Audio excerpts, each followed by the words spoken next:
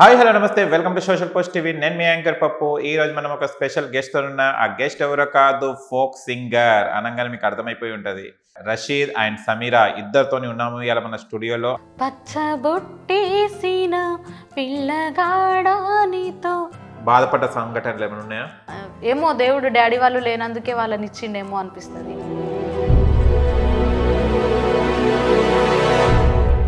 మా వాళ్ళు మా ఇంటి కాడ, అరే మా వాళ్ళు మా ఇంటి కాడ మంచి దేదమువ్వలు వండుకున్నారంటో, మా వాళ్ళు మా ఇంటి కాడ.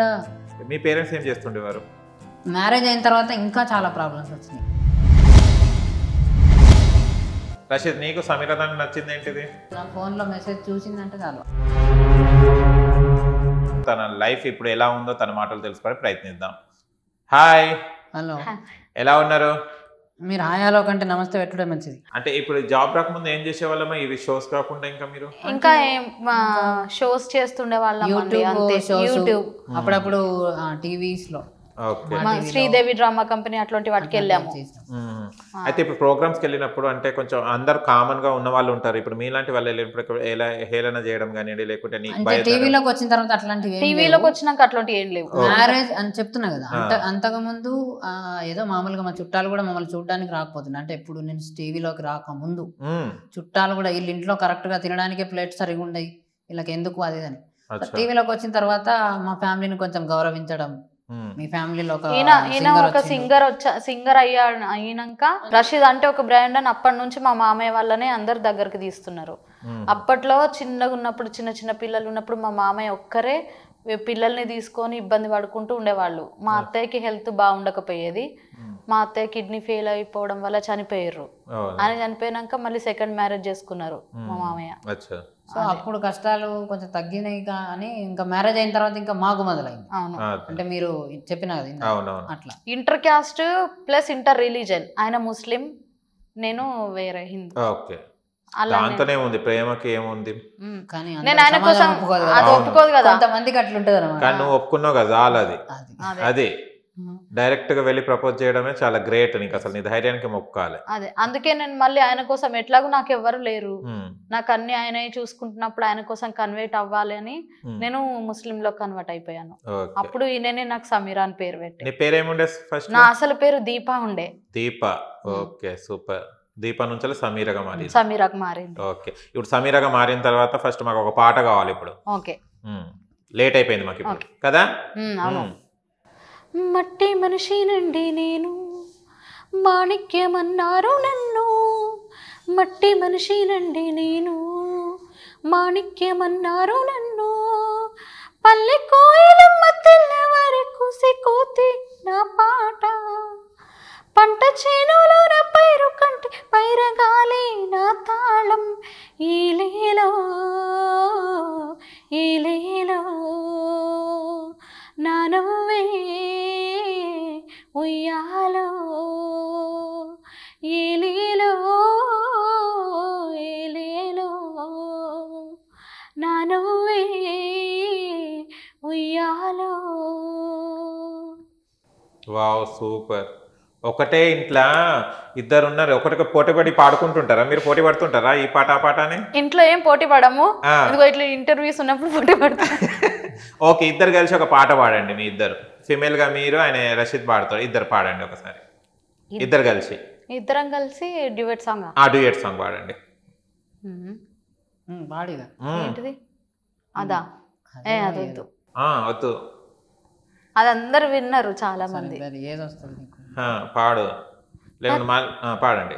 పచ్చబొట్టేసిన పిల్లగాడానితో పచ్చి ప్రాయాలని పంచుకుంటానురా.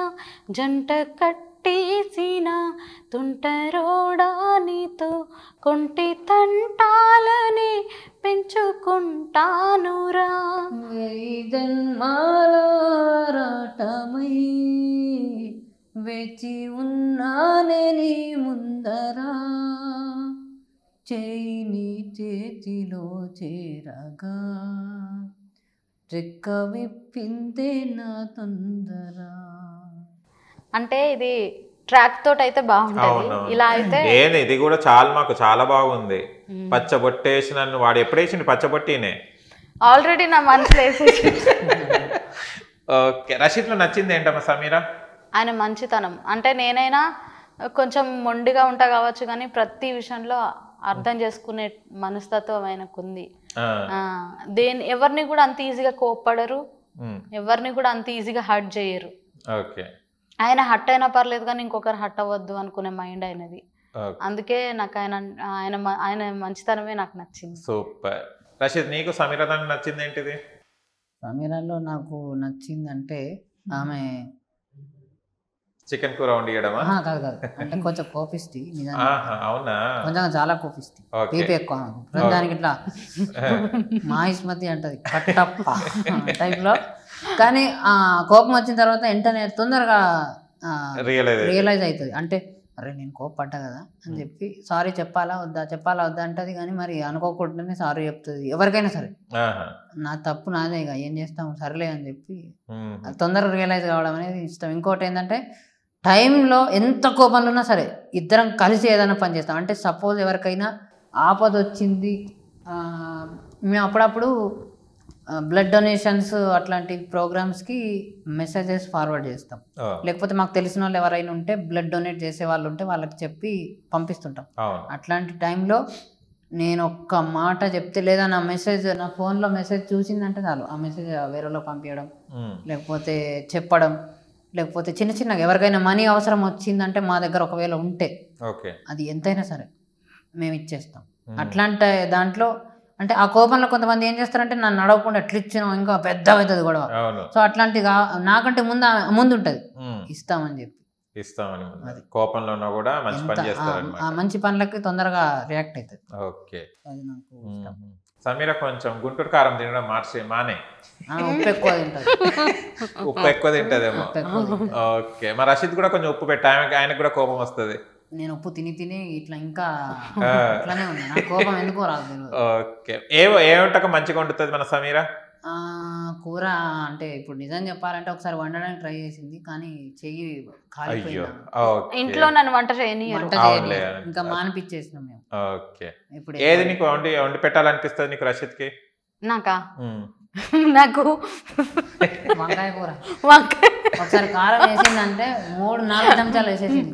ఒకసారి వంకాయ కర్రీ వండినప్పుడు ఆ రోజు నేను అట్లే తిన్నా, బాగానే ఉందని చెప్పి. తర్వాత ఆమె తిన్న తర్వాత ఇంత కారం ఉంది ఎట్లా బాగుంది అన్నావు కదా అంటే, కారం కాదు నువ్వు వండిన ప్రేమను చూస్తాను.